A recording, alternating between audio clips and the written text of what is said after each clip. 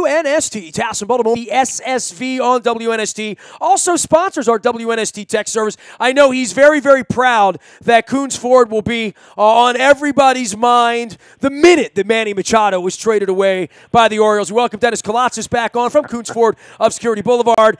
And, you know, Dennis, I guess there is that part of every Oriole fan is on watch, right, with this Machado thing. And you know I'm famously doing the Dear Oriole series, and I've been threatening to get you involved the last couple of weeks in discussing this. And I know it's not your favorite thing to talk about because you are a kid that went to Orioles games, that was an Oriole fan, and has drifted away. Your community has drifted away. Your friends have drifted away. You make fun of going to the ballpark. You say, I don't go to the ballpark, and I'm proud of not going to the ballpark. As the guy who runs a sports entity around here, I tried that a decade ago when, I was assaulted by the Oriole bird, stiffed on a $30,000 deal that I'm going to be writing about that probably you don't even know about, but I'm going to make public. All of my personal letters to the Orioles that I feel like I'm going to be writing over the next 6 weeks to say, all right, Peter's allegedly not in charge. Now what? What are you guys going to do? And I'm going to write a letter to Chris Davis. I'm going to write a letter to Adam Jones, write a letter to Dan Duquette. All of that's coming. But for guys like you reading it and reacting to it and wondering, are the Orioles ever going to come back and be a part of your life in the way they once were? And that's for the 50-year-old guys like us, but that's also for our kids and our grandkids and the lacrosse kids. Whomever sits in that chair, whoever is the Dennis Koulatsos, as you are at Coons Ford, as I am at WNST, sit at the top of the chair and run a place, that person that's going to sit in that chair, that's going to change right now. And I don't know if it's John or Lou or some person we've never met or the people they're going to sell the team to, but someone's going to have to come in here and be in charge and change things. And I don't even know how that's going to work in 2020 or 21 or 22, but I know we should be concerned about it now that they've clearly hit rock bottom, right? There's no doubt about it, Nestor. And although I have a casual interest in the Orioles, I did have a high interest as a kid. Used to love going down the yard and seeing Al Bunbury and Eddie Murray and Ken Singleton, and those guys are friends of mine. In fact, Al Bunbury is one of my very best friends. He and I, we hang out. We're social friends. He's a wonderful human being. He still does some PR work for the Orioles, so I do have some insight and some internal knowledge of what's going on down there. But it's just sad for me as a fan, as a business owner, and I feel bad for my fellow business owners downtown, if no one else, with the state of this team. And also, my daughter recently got married. If God willing, we'll have some grandkids, and if I'm blessed enough to be able to take my grandkids down to the Camden Yards, I would like it to be for a good product, not just to be there because it's a good night out on a nice summer night where we can get some food on the cheap, and hopefully they can keep that going. But for a lot of reasons, I like to see this franchise come back. I like winning. I love winning. I hate to be associated with anything that's of losing nature and or disorganized. And that's my biggest, I guess, pain point with this current version of the Orioles is that I can't take a team that has roughly 20 wins versus 50 losses. My little tiny brain is not wired for that type of performance, Nestor. I tend to go the other direction, 50 and 20, which I guess would be a record that the Yankees or the Red Sox have nowadays. But I love winning, and from losing organizations, the only thing you can learn is what not to do, whether it's the Cleveland Browns, and we certainly don't want to venture the Baltimore Orioles in the same sentence as the Cleveland Browns. All right, so the Capitals are a great example, and I've been using them because, I just saw what a parade looks like. You know what I mean? It's not distant and cloudy like, the 6 years ago it's been with the Ravens now, or 18 years ago, 17 years ago it's been with the Ravens back in the day, or certainly not 1983, which I didn't attend the parade. But I saw what 500,000 people in red looked like, and Ted Leonza saw that last week as well. And all I could think about was he has a chance with all these people, right? Like Ted looked out and saw that and said, today, all of these people are interested in my brand. Now, they're not all going to spend $200 to sit on the glass. They might not even spend $30 to sit on the roof, or $50 or $80 or whatever it's going to cost. They may only buy this shirt. They may only want an autograph. This may be a phase they're in because TJ Oshie's cute and we're winning. But I have a chance to keep them for life in the way Cubs fans are Cubs fans for life, Cardinals fans are Cardinals fans for life. I don't know that the Golden State Warriors are creating fans for life. I don't know that the NBA is into that sort of thing, right? Like LeBron fans will go to the Lakers or wherever he's going to go next, and Cleveland's going to be moribund, and they're going to have 8,200 people in that gym 3 years from now when they're winning 24 games again, right? Like they did the last time. We saw what that looked like there. So there is no real length of the brand there, but the Orioles built something here, and I think the Colts did before that, and you're familiar with that maybe guys our age don't have that trust anymore. Maybe we don't believe the fantasy that because it says Baltimore, and it's in my town, and I got to believe in it, and it says Baltimore, and I believe Baltimore. And I don't think we fight like that anymore. I don't think we believe in that anymore. I think that that's like kayfabe, like believing wrestling's real, right? And certainly Angelos, in the way this thing's operated over the last 15 years, the first 10 years, he would have poked his children's eyes out to win a title. And now it's about how much money did we make? You know, like it's really become very obvious for them that that winning is no longer the thing they got to have. They got to taste it. They got to feel it. Now that Ted's had it, it's going to be interesting to see whether that flavor's there. I'll tell you what, Bisciotti hates losing. Ain't no doubt about that now. Now, how he goes about winning and what methods and whether we buy in or not.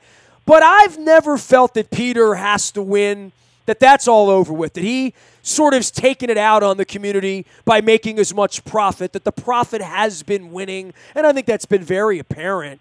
And that's an ugly part of this. But for baseball and for the Orioles, with all the problems we have, pace of game, lacrosse, old, white, slow, kids don't like it, all of that, it's still a really important part of what we do, me personally, but also the community. And I am wondering, what is the remedy here, right? Like, Dennis, you run things. I'm putting it at your feet and at everyone's feet to say they tap you on the shoulder because of your Greek heritage and your ability to run great companies, and you've done a lot in the automotive industry. Dennis, you're the new president of the Baltimore Orioles. I'm going to let you do anything you want.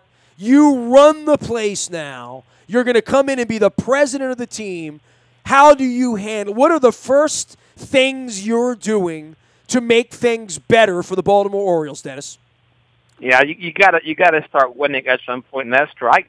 I'm big on the basics. I copy and I mirror the best teams, the best organizations in the league, and that's where I start from. Whether it's having a strong farm system, whether it's getting into the international market, but I start doing what the opposite thing of what the Orioles are not doing, right? I start building for the future with the promise to the fan base that, we're going to build something special here. We're not going to knee-jerk. We're not going to fire everybody today, but from going forward, from this point forward, we're going to create a blueprint. We'll get the best minds together and create a blueprint and a game plan. Look, it might be a 3-year, 5-year game plan, but I think if you're transparent with your paying customers, with the public, look, they'll buy into that, right? As long as there's a plan or a vision, but do you believe that they can be transparent about anything? I mean, I don't believe. You're asking me if I could. You asked me about them. They're a lost cause. We'll certainly circle back to them. But you mentioned Tony Leonsis, those 500,000 people at the parade. He has to see this is the beginning of exploding his brand, right? He's a smart businessman, and you can tell me more so than myself. Look, he doesn't have much competition in the region, right? There's no hockey team, I don't believe, in Northern Virginia. There's who's to the west of him, and he dominates Maryland, right, from Maryland on down. So he's got a broad base he can market to. There's certainly no hockey in the state of Maryland, professional hockey that is. And those people can't afford those tickets to those games. They can afford the $220 jerseys at the pro shops. Ted Leonsis has a chance to create something special, and you would think that the Orioles could take a look at that maybe. And once some of that success is... Well, how good is their audience? 500,000 people got together. No one was shot, raped, stabbed. No poles were torn down. No windows were crashed. Nobody got arrested. I mean, you talk about... it almost feels like it was Sweden or something, right? Like, literally. Yeah, no. It was beyond wonderful, and you would think... But again, it starts with ownership. We've always said organizations win championships, not people. It's not your personnel. It's not your players. It starts at the very head, the very top. Starts with the ownership, and the ownership has to have that appetite to compete, to win, that hunger. Whether it's New York and the Yankees, we've seen them take a downturn, but now look, they've gotten back to basics again. They're becoming I heard Luke call them the evil empire, and he's right. At least they have an identity. But they went back to the roots. They went back to the farm system. They went back and dove into the international market. You got to do what you got to do. You just can't get a bunch of home run hitters, put them in a bandbox, and hope that you can outscore the competition. That certainly hasn't worked out the last couple of years for the Orioles. You can't let people keep people in the final year of a contract. Having lame duck players and coaches and general managers, Nestor, no organization does that successfully over space and time. So you're right. They have bled the people. They have bled the community. It's time. If nothing else, it's time to give back. And how do you do that? Right? You got to have a blueprint and a foundation, and that's where you have to start from. Very, very disappointing by the state of affairs at Camden Yards. That being said, okay, and so you just took over. I just heard the first part of your press conference. Now you're up at the podium, and Dennis, you got a really nice suit on, and you're wearing an Oriole bird. You got a nice little gold pin that Lucas Oris lent you, and you put that on your pin, and now you're up. So the second question is, all right, Mr. Koulatsos, new president of the Orioles, I understand that you have an incredible commitment to baseball and that you need to get an international market, draft better players, and you're going to hire the best person out in the marketplace. You're going to hire the new Andy McPhail. I get that's great. What else are you going to do? We don't have a lot of Fortune 500 companies in this marketplace, as you know. The Ravens have, had issues with that.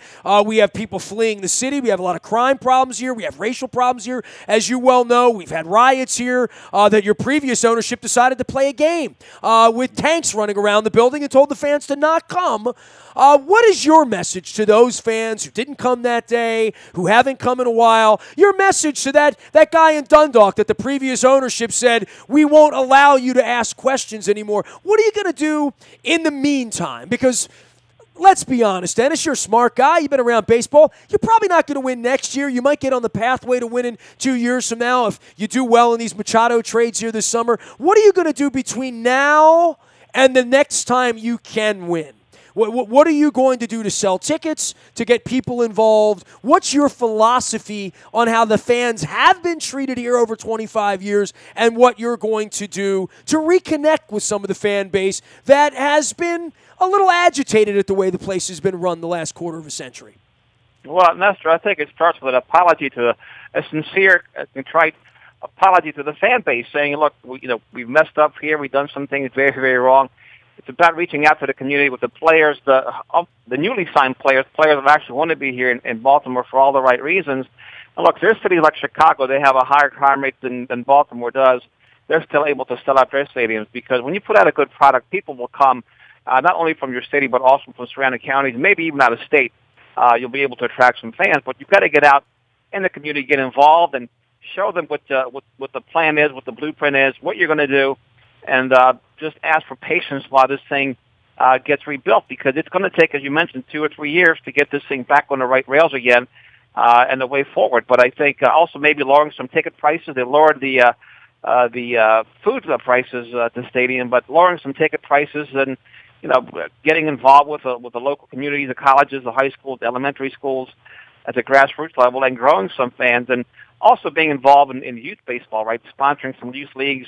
Particularly in Baltimore City, but I think it's going to be a total commitment, and it starts with ownership all the way down. Got to hire the right general manager. That's the key. Get the right GM. The right GM will get the right coach, and the right coach and the staff will get the right players. But it's going to be a long-term turnaround, a long-term commitment. I think people will buy into that as long as you're transparent and you're showing some effort, and there is a plan in place. And I think right now, the biggest thing is there is no plan, or there doesn't seem to be a plan in place with these Baltimore Orioles, except bleeding the market and fattening up the bottom line as much as possible. If you were to write a letter to Peter Angelos, as I'm doing here this week as part of my Dear Orioles series, what would you say to Peter Angelos? What would the letter be to him after 25 years of this, where the day he bought the team, I'm sure you were very energized and thinking, local ownership, we got a local guy, he cares, he's got an appetite for winning, we've got Cal Ripken, we've got more money than the other teams, we've got this monopoly on D.C., we got this beautiful ballpark. The baseball in a box that I talk about back in 1993 when we had the All-Star game here, that was a different time and place, and I think Dennis, I think you can close your eyes and remember before we had silver in our beards and in our hair, and downtown and pretty girls and nights out and the Baja Beach Club and, Phillips downtown and the harbor and people coming downtown and what it was like to be downtown before a ball game and after a ball game and going out dancing and going out to Sab's for a late night snack or a bookmaker. Whatever your thing was in 1993, 94, 95, 96, we all had a real association. We all liked Cal Ripken. We all liked Mike Messina. We all pulled for Brady Anderson. You felt an affinity for the human beings and for the players and the getting to know you part that just doesn't exist anymore, man. Well, for me personally, Nestor, when Peter Angelos bought the team, I was thrilled. I was excited. Keep in mind, like you, had lived through the exodus of the Baltimore Colts, so local ownership was important to me. So here's a local guy. Here's a guy from Highlandtown of Greek heritage, whose family I knew real, real well. And I was beyond thrilled. I thought he would compete. I thought he would go get championships. And to me, if I had to write a letter or speak to Mr. Angelos, first of all, I would thank him because he's been a great philanthropist to the community, a very charitable man. He's given millions of dollars to local causes, and so that I got to give him credit where credit's due. But I would have hoped that his legacy would have been better in terms of winning championships for Baltimore and having the best team, just like George Steinbrenner did up in New York. Steinbrenner left a winning legacy, right? He's revered in New York. So if Steinbrenner can do it up in the Big Apple, I don't know why Peter Angelos wouldn't have the same. He had the same opportunity here. He could have owned this town, which clearly he hasn't. And to me, when you get older, when you've made a lot of money, what's left, Nestor? It's your name and your legacy. And to me, that's the one thing I would have liked to have seen him do a better job, was being more competitive, getting more championships here to Baltimore, and put it much more back into the community, because had he done that, he would have been able to give to the community that much more.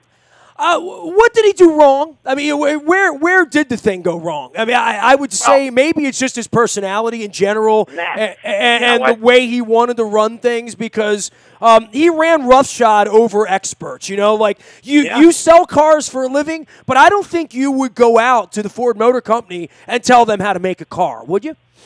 No, I wouldn't. Look, he's a brilliant man, and maybe he defines wins by the bottom line, by the ledger, Nestor. We all have a different definition of winning, so maybe by his definition, he's won over space and time, and perhaps he has.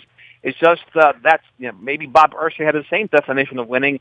A lot of people do, right? It doesn't matter where you are in the standing. You don't want to be number one in the court of public opinion, but if your number one promise as a business, if your promise as a business is winning, if that's the only reason you're there, like literally, if that is at the top of every sports franchise, winning's the first thing you talked about in the con. We meandered off of that, right? And every time I talk to Luke, it's winning, winning, winning. With him, it's not, and I think it's very obvious for 25 years that winning has not been the most important thing.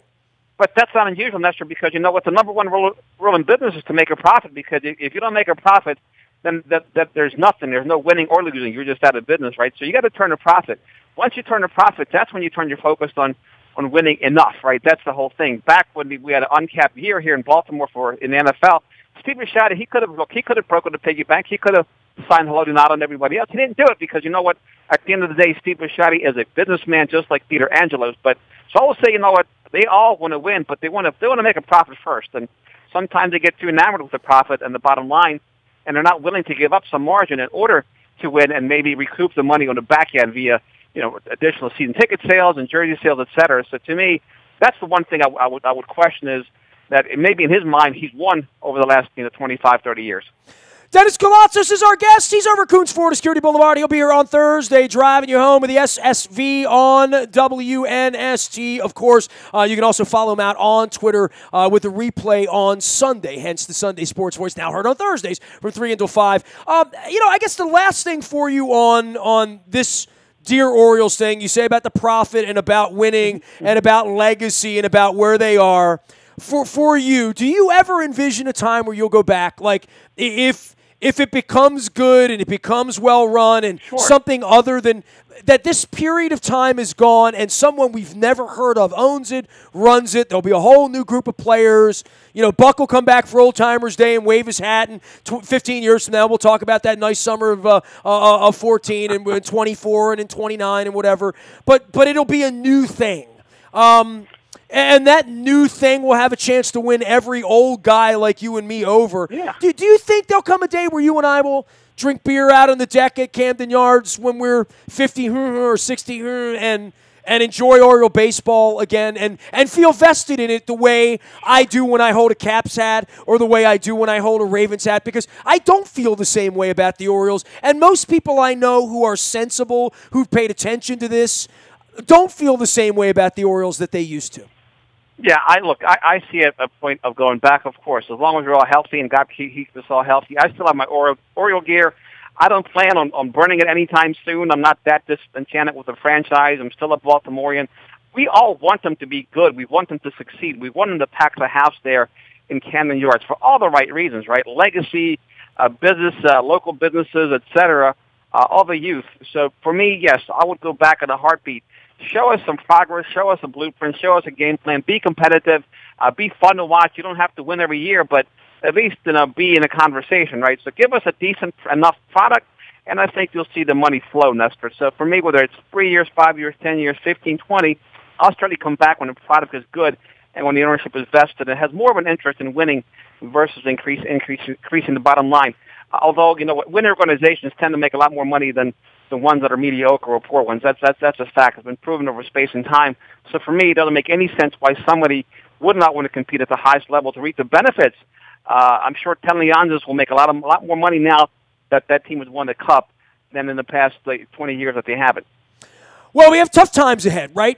For the Orioles, and these discussions are not comfortable with an aging owner who hasn't been a very good steward, who hasn't been popular, who hasn't been, quite frankly, nice and accountable and honest and out in front and all of those things that we myopically, I think, hope the next thing will be, because as a thinking, intelligent person that has lots of options with my time and money, I want to feel good about the people I give my money to because I don't have a lot of it, Well, you got to have a good product right now in Baltimore because, look, we're 2.5 miles away. 2.5 hours away from Ocean City. The weather's getting nice. You got people are going away on weekends and during the week, et cetera. You got to have a good product to draw people to Camden Yards because, again, in Baltimore, we're so centrally located, Nestor. We have options whether you want to go north for skiing or to the east for some surfing and some beach. I mean, look, we're close to everywhere, right? Hop on a plane, couple hours, you're up and down the coast, right? And so you got to have a compelling brand to keep people at least be on in their mind, right? To have some awareness about, hey, there's something going on down at Camden Yards because I guarantee you right now, tickets are hard to give away, right? If you have some tickets and you want to send somebody down to the stadium, you better give them a suite and a parking pass. And in my case, that wasn't enough a couple of weeks ago. Well, you either want to be there or you don't. You either find baseball compelling and interesting or you don't. You either like the vibe and the sound and the beer and, whatever else is going on out there, or you don't. My charge for them is this is going to have to be a whole lot better done moving forward than it's been in the past in order to get people out there. And I think they're a long way away from winning, and they can talk about that. And even if they have a plan and put people of integrity in charge of this, they've got a lot of splaining to do for what they've done. And this is really heavy lifting, and it might be over the pay grade of John and Lou and Brady Anderson, because if it's not going to change dramatically, it's probably not going to change at all, really. You know what I mean? Because it only knows how to run this way, right? Yeah, I'm with you. You're a hardcore baseball fan, and I have the utmost respect for you for it. But for me, again, I'm casual. If I go to the yards, I'm going to be in. But it doesn't have to be that way. You're only casual because of the way it's been. Well, yeah, but give me a good product, just like the Capitals, and I'll jump on that bandwagon all day long. It's fun. It's fun to be affiliated with the winner, right? It's fun. When local teams get in the playoffs, it does energize the city, the fan base, right? It's great for everyone, right? It's great for civic pride, for morale. When they do well, we do well. I guarantee you, downtown, when the Orioles are doing well, all the local bars and restaurants and businesses, they're all doing better, right? So we all root for them to be better for all the right reasons. If you're going to be a good citizen, if you're going to live in a community, which the Angelos family does, right, have some pride in terms of the product you're putting out on the field. And that's what I can't wrap my mind around it. Why wouldn't you want to do that, Nestor? Well, maybe you don't know how to do it, and you're too arrogant and thick-headed, to think that, I think I could come over there. Anybody can sell a car, right, Dennis? I mean, they make good cars for it. I come over there, I could sit in your chair, and I can run the place tomorrow because, well, hell, if Dennis can do it, I can do it. He's no better than I am. He's so smart. And then I come over there, and within 3 weeks, I'd have you in bankruptcy because I don't know what I'm doing. I don't. Share this with you. If I inherited $10 billion and I can buy the Orioles for whatever, I'd sit in my suite and I would hire the best people and I would get out of their way. Now, if I bought the Ravens, I'd probably want to be the general manager. but at least you're honest, right? Well, but the difference is I think I know a lot about football, and I know I don't know a lot about baseball, right? So if I couldn't buy the Ravens for whatever reason, and I could buy the Orioles again, my business is selling cars, right? I want to be successful. And just like Eddie DeBartolo Jr., I don't know what he did out there in San Francisco, but I know that he hired the best people and he got out of the way, and they won 5 championships out there. So I think that's the best kind of an owner. If you don't know what you're doing in that area, I mean, their expertise in with the Orioles, it's law. It's not baseball, right? So at least from what I know. So let's focus on law. Let's keep all that money coming in. Let's hire the best GM, the best coach, and get out of the way, and then reap the benefits, right? I don't think Ken Leonsis is down there calling plays, for Trotz, for Bayer Trotz, right? Pep gets out of the way and lets his people do their job, and that's the best kind of ownership you can have. Dennis, always appreciate you, man. We'll see you on Thursday here for the SSV. We'll continue to discuss this. I think it's it feels cathartic to me to be able to discuss this openly without worrying about offending anyone, because I feel the way I feel, and I have a lot of tread down my back to feel the way I feel, and I think I'm going to write some stuff that's going to even shock you this week, things that are true that I've never admitted before as to things that have been done unto me that, have been kind of appalling in any business setting, in regard to the Orioles, and they have affected the way I feel and the way I cover the team and what's going to bring me back to the team. But I'm 50 and I'm young and sexy and in good shape and feel like I'm going to be alive a little. I might. Stephen L. Miles once told me that I would outlive him and that there would be a new owner and one day I would be able to go back and feel good about it. I really feel like I'm getting closer to that day. I just don't know what day that's going to be, I like Stephen L. Miles. He's a good man. But, Nestor, one thing I want to ask you real quick. How much money have you spent supporting the Orioles in your lifetime, would you think? A lot less than maybe I would admit, right? I mean, because I haven't spent much at all since the Oriole bird assaulted me and they moved a digit on a contract to screw me on a $30,000 deal that I'll be talking about later on in the week and writing about later on in the week, because it's a crazy story, but it's true, and I've never talked about it publicly because it didn't really serve my benefit in 2003 and 4 and 5 to be whining about a business transaction. But 15 years later, I think it adds some real color to my business and their business and how they feel about people, and how people have been treated, real people who want to do good by them. And I think that's the real sadness in all of this, because I've had people say, you hate the Orioles. No, I built a business here not to get rich, not to do anything other than to have parades for the Orioles, quite frankly. So it is a really weird thing that I've been associated with hating the Orioles. Quite frankly, it's like being an anti-patriot in the era of this presidency, to say anything you say is considered anti-patriotic or anti-Oriole. I'm pro-Oriole by holding them accountable for being honest with people.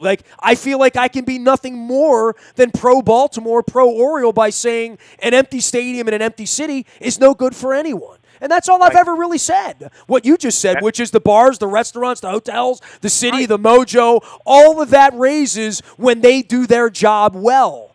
That's all. No, and no one can argue with that statement, Nestor. No one can argue with what you just said. You were spot on about the empty stadium downtown. They didn't build that stadium downtown to keep it empty. I wouldn't think.